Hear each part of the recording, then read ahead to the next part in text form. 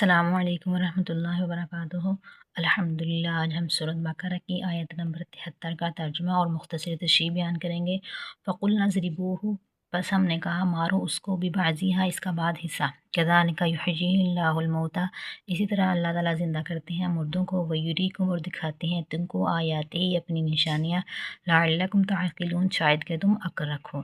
فَقُلْنَا اضْرِبُوهُ، ہم نے کہا اس کو مارو، یعنی اس جو قتل ہوا تھا آدمی، اس کو گائے کا تھوڑا سا حصہ مارو۔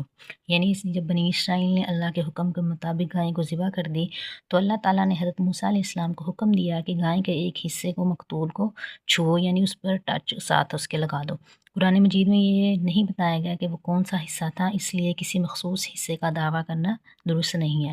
اللہ کے حکم سے وہ مقتول زندہ ہو گیا، اس نے اپنے قاتل کا نام بتا دیا، پھر وہ دوبارہ وفات پا گیا۔